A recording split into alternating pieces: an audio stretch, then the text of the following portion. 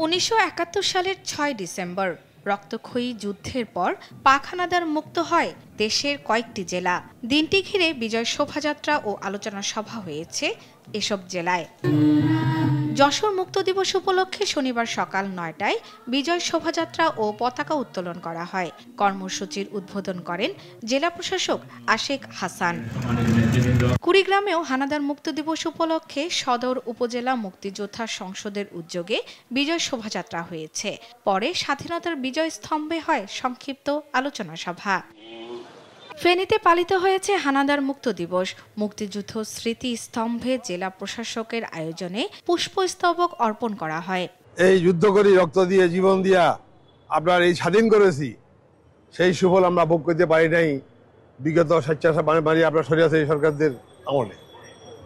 বর্তমানে তত্ত্বাবধায়ক সরকার কথা দিয়েছে নির্দলীয় শাসন ফেব্রুয়ারি মাসে অনুষ্ঠিত হবে। এই নির্বাচনের মধ্য দিয়েই ইনশাআল্লাহ আমার বিশ্বাস, আমার দৃঢ় বিশ্বাস, ধানের শীষ বিপুল ভোটে জয়ী হয়ে ক্ষমতা আসবেন। ঝিনাইদহে মুক্ত দিবস উপলক্ষে শহরের পুরাতন ডিসি কোর্ট চত্বর থেকে শোভাযাত্রা হয়েছে। পরে আলোচনা সভায় বক্তারা মুক্তিযুদ্ধের চেতনা ধারণ করে দেশপ্রেমে উজ্জীবিত হওয়ার আহ্বান জানান।